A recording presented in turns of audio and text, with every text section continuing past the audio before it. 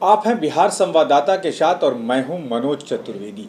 संसद भवन में संसद का सत्र चल रहा है और बड़ी गहमा गहमी है। जी हां, दिल्ली राज्य के खिलाफ एक विधेयक लाया गया है जिसे पास कर दिया है लोकसभा ने, लेकिन फिर भी लोकसभा में बहस चल रही है और जदयू के राष्ट्रीय अध्यक्ष और सांसद मुंगेर से सांसद ललन सिंह ने कहा है कि लोक लाज भाजपा में है ही नहीं। तानाशाही का रवैया भाजपा अपना रही है और तमाम ऐसी संस्थाओं को एक तरीके से उसने ताक पर रख दिया है उसकी बातों को।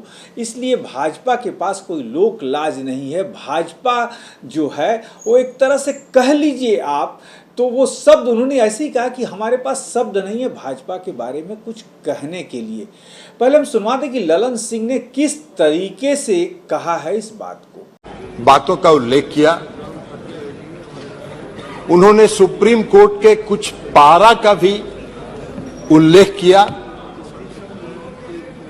लेकिन शायद उन्होंने इस बात का उल्लेख नहीं किया कि इस देश में संविधान के प्रावधानों की व्याख्या करने का अधिकार इस देश के सर्वोच्च न्यायालय को है और सर्वोच्च न्यायालय के संविधान पीठ ने 11 मई के अपने फैसले में इसकी विस्तृत व्याख्या की।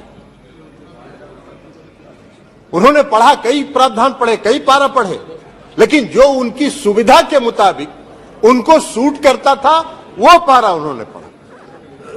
पूरे जजमेंट को नहीं पढ़ा उन्होंने। पूरे जजमेंट में विस्तृत तौर पर सर्वोच्च न्यायालय ने इसके दिल्ली के क्षेत्राधिकार के मामले में व्याख्या की है, संविधान की व्याख्या की है, कानून की व्याख्या की है, लेकिन आपको बैकडोर से शासन करना था।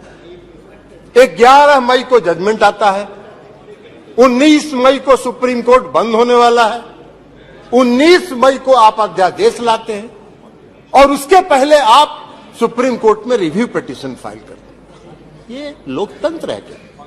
इसी को लोकतंत्र कहते हैं।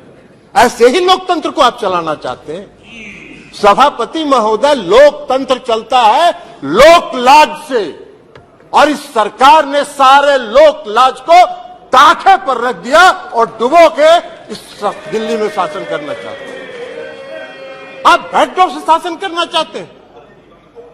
अभी माननीय गृह मंत्री जी ने बिल को पेश करते हुए कहा कि दिल्ली की सरकार 2015 में ऐसी बन गई कि जो भ्रष्टाचार के मामले में जिसका काम ही नहीं है सेवा करना। अरे सेवा दिल्ली की सरकार जनता की सेवा कर रही है कि नहीं कर रही है, यह फैसला तो करने का अधिकार दिल्ली की जनता को। आप कैसे बैठ के यहां फैसला कर सकते हैं? आपको कौन अधिकार दिया है यहां फैसला करने? चुनाव तो आप भी लड़ते हैं दिल्ली में, लेकिन आप 3 सीट पर सिमट जाते हैं, 3 सीट पर सिमट जाते हैं और उसके बाद भी कहते हैं कि वाह भाई दिल्ली में जो सरकार है उसको सेवा का काम ही नहीं कर रही है। कौन सा काम आप व्याख्या कर रहे हैं? आपने दिल्ली के एमसीडी को सारे लोगों को मिला के एक एमसीडी किया, क्या हुआ? हसराब का दिल्ली के एमसीडी के चुनाव में भी आप हार गए, फिर भी आप बोलने में बात नहीं आ रहा है, फिर भी आप बोल रहे। तो लोक लाज जब आप ताखे पर रख दीजिएगा तो यही होगा, क्योंकि आपने लोकतंत्र को समाप्त करने का निर्णय किया। तो आपने सुना ललन सिंह को, लेकिन जब बारी आई अमित शाह की, देश के गृह मंत्री की, तो वहाँ वो भी कहाँ रुकने वाले थे। उन्होंने पाठ लोक लाज का पढ़ा ही दिया राजीव रंजन उर्फ ललन सिंह को। उन्होंने कहा कि आपके मुंह से लोक लाज की बात जो है वो शोभा नहीं देती, आप मुझे लोक लाज मत समझाइए। यदि लोक लाज आपके ही पास होता और बिहार की जनता ने जो सम्मान दिया था आपको, यदि लोक लाज के हिसाब से भी आप चलते तो एक भ्रष्टाचारी के साथ मिलकर आप सरकार बिहार में नहीं बनाते। बड़ा झटके वाली बात कह दी ललन सिंह को, क्योंकि ललन सिंह भाजपा को लोकलाज का पाठ पढ़ा रहे थे, भ्रष्टाचार का पाठ पढ़ा रहे थे, कह रहे थे कि तमाम सरकारी एजेंसियों का गलत दुरुपयोग भाजपा कर रही है। इस पर जो है गृह मंत्री ने बड़ा अच्छा पाठ पढ़ा दिया ललन सिंह को।